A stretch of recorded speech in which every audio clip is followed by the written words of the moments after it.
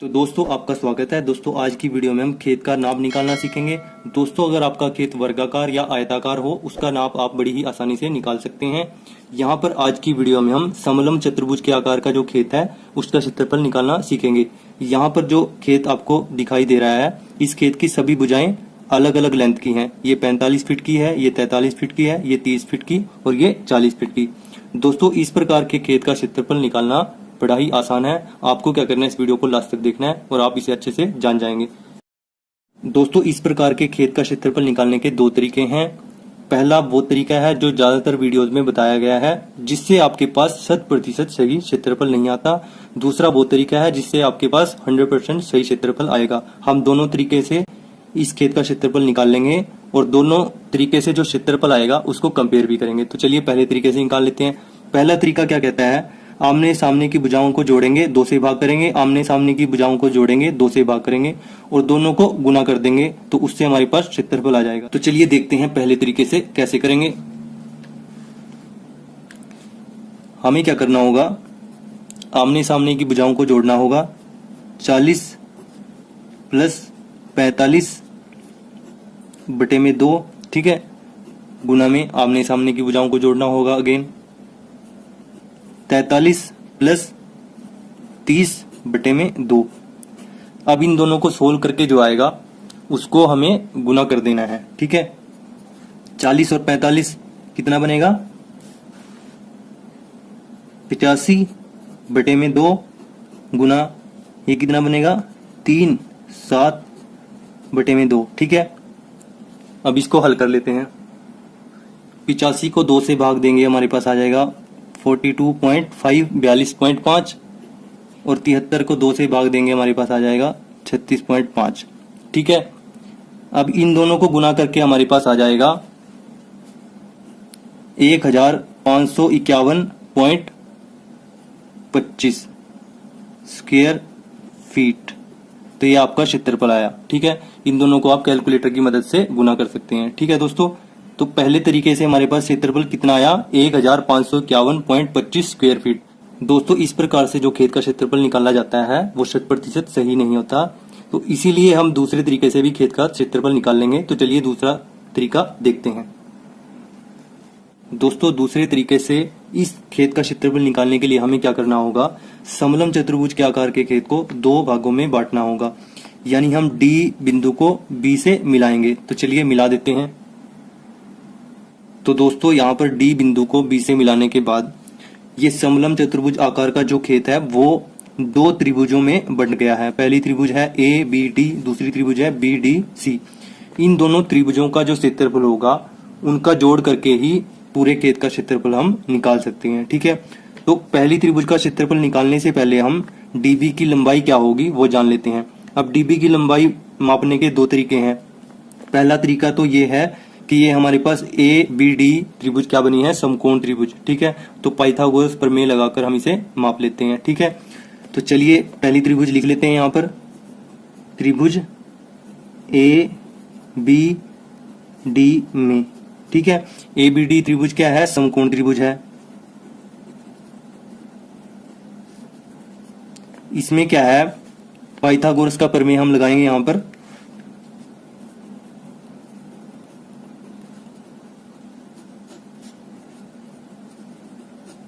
ये क्या कहता है, इस भुजा का स्क्वायर इस भुजा का स्क्वायर बराबर होगा डीबी के स्क्वायर के, ठीक है, इस भुजा के स्क्वायर के। तो ए बी का स्क्वायर प्लस ए डी का स्क्वायर बराबर किसके होगा, बी डी के स्क्वायर, ठीक है, बी डी के स्क्वायर के, ठीक है दोस्तों। अब ए बी का स्क्वायर यानी 40 का स्क्वायर प्लस 30 का स्क्वायर यानी ए डी का स्क्वायर बराबर बी डी का स्क्वायर, ठीक है। अब इसको सोल्व करके हमारे पास क्या आएगा, 1600 प्लस 900 बराबर बी डी का स्क्वायर, ये बन जाएगा 2500 बराबर बी डी का स्क्वायर और बी डी यहाँ से क्या निकल के आएगा,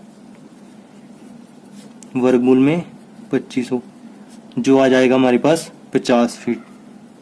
अब 2500 का वर्गमूल क्या होता है, 50 फीट, ठीक है। तो दोस्तों आप इस तरीके से भी इसको निकाल सकते हैं। अगर आपको इस तरीके का नहीं पता तो आप क्या करेंगे, डी बिंदु पे खड़े होकर फीते की मदद से इसको यहाँ तक बी तक चलकर माप सकते हैं। ठीक है दोस्तों, तो ये हमारे पास डीबी कितना निकल के आया, 50 फीट। ठीक है, अब ये बड़ा ही आसान हो गया। पहले हम इस त्रिभुज का क्षेत्रफल निकालेंगे, फिर इसका निकालेंगे और दोनों को जोड़ देंगे। तो पहले समकोण त्रिभुज का क्षेत्रफल निकाल लेते हैं।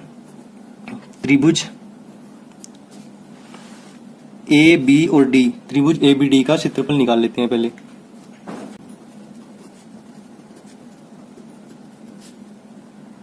तो त्रिभुज ए बी डी का क्षेत्रफल निकालने के लिए हम क्या करेंगे, सबसे पहले तीनों भुजाओं को जोड़ देंगे और 2 से भाग दे देंगे। ठीक है, तो जोड़ते हैं तीनों भुजाओं को, उसको हम एस मान लेते हैं जो जोड़ करके आएगा। ठीक है, तो जोड़ते हैं 30 प्लस 40 प्लस 50 बटे में 2। अब ये क्या बनेगा हमारे पास, ये बनेगा हमारे पास 120 बटे में 2 और ये काट के आ जाएगा आपके पास 60। ठीक है, अब त्रिभुज ए बी डी का क्षेत्रफल क्या बनेगा, जो ये यहां पर जोड़कर आया। ठीक है, इसको हम ऐसे लिखेंगे और इसमें से पहली भुजा को घटा देंगे। ठीक है, तो 60 में से पहली भुजा घट गई, हमारे पास कितना आ जाएगा 30। 60 में से 30 गया 30। ठीक है, अब क्या करेंगे, 60 में से दूसरी भुजा को घटाएंगे। 60 में से 40 गया, हमारे पास कितना आ गया 20। अब लास्ट में क्या करेंगे, 60 में से अंतिम भुजा को घटाएंगे, ये कितनी है 50। 60 में से 50 गया, हमारे पास कितना आ गया 10। और इस सब का क्या कर देंगे, वर्गमूल कर देंगे। ठीक है दोस्तों, हम क्या करेंगे, सबसे पहले तो इस s को लिखेंगे जो कि 60 है, फिर इसमें से पहली भुजा घटाएंगे, इसको लिख देंगे, दूसरी भुजा घटाएंगे, उसको लिख देंगे, फिर तीसरी साइड को घटाएंगे, उसको लिख देंगे।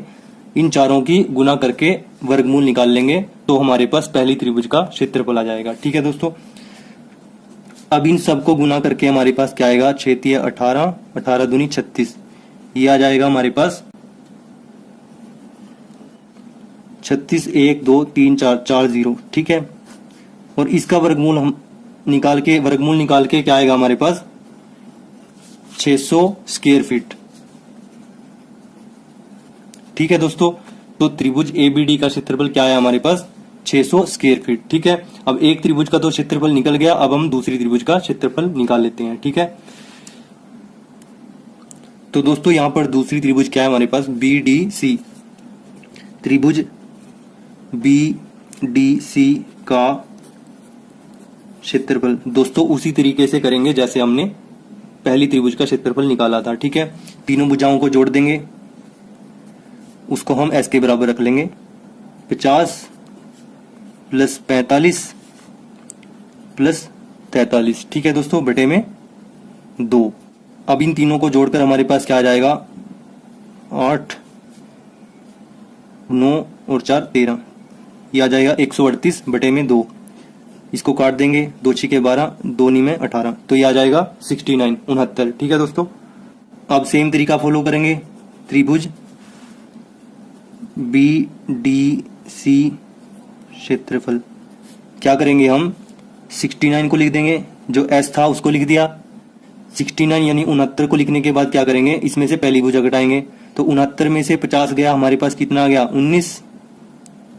69 में से 45 गया, हमारे पास कितना आ गया 24।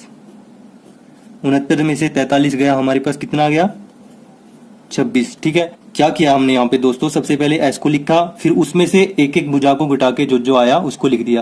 पहली भुजा को घटाया 19 आ गया, दूसरी भुजा को घटाया 24 आ गया, तीसरी भुजा को घटाया 26 आ गया। ठीक है, इसका वर्गमूल निकाल लेंगे।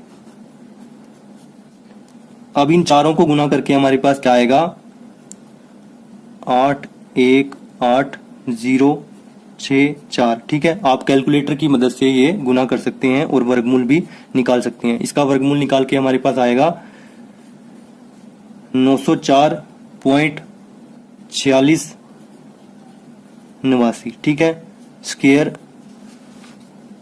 फीट। तो यहां पर त्रिभुज BDC का क्षेत्रफल क्या है आपके पास 904.4689 स्क्वायर फीट। ठीक है, अब आपको क्या करना है, दोनों त्रिभुजों के क्षेत्रफल को जोड़ देना है। अब दोस्तों खेत का क्षेत्रफल यानी चतुर्भुज ABCD का क्षेत्रफल क्या आएगा, त्रिभुज ABD का क्षेत्रफल जमा त्रिभुज BCD का क्षेत्रफल। ठीक है, तो त्रिभुज ABD का क्षेत्रफल क्या आया था हमारे पास, ये आया था 600 स्क्वायर फीट। ठीक है, लिख लेते हैं 600 स्क्वायर फीट। ठीक है, और त्रिभुज BCD का क्षेत्रफल क्या आया था 904.4689। लिख लेते हैं इसको भी। अब दोनों को जोड़ देंगे तो हमारे पास खेत का क्षेत्रफल आ जाएगा। जोड़ते हैं दोनों को। 4689 तो ऐसे रहेगा, 904 जमा में 600 कितना बनेगा 1504। ठीक है दोस्तों, तो हमारे पास क्या क्षेत्रफल आया 1504.4689 स्क्वायर फीट। ठीक है दोस्तों, आई होप यहाँ तक आपको अच्छे से समझ में आया होगा। अगर आपको कहीं पे डाउट है तो आप वीडियो को एक बार दोबारा देखें, आपका वो डाउट अवश्य ही क्लियर हो जाएगा। तो दोस्तों अब हम कंपेयर करते हैं कि पहले जो तरीका था उससे क्या क्षेत्रफल आया था और दूसरे तरीके से क्या क्षेत्रफल आया। ठीक है, तो पहले तरीके से क्षेत्रफल क्या आया था हमारे पास, ये आया था 1551.25 स्क्वायर फीट। ठीक है, और दूसरे तरीके से क्या आया हमारे पास 1504.4689 स्क्वायर फीट। तो दोनों क्षेत्रफल में लगभग 47 का डिफरेंस है। ठीक है, जो ये दूसरे तरीके से क्षेत्रफल हमने निकाला वो सही तरीका है, उससे 100% क्षेत्रफल निकलता है। तो दोस्तों आपको यही तरीका फॉलो करना है। ये वाला तरीका अधिकतर वीडियोस में बताया गया है, इसको आपको फॉलो नहीं करना है। दूसरे वाले तरीके को अगर आप फॉलो करोगे तो आपके पास 100% सही क्षेत्रफल आएगा। आई होप यहाँ तक आपको अच्छे से समझ में आया होगा।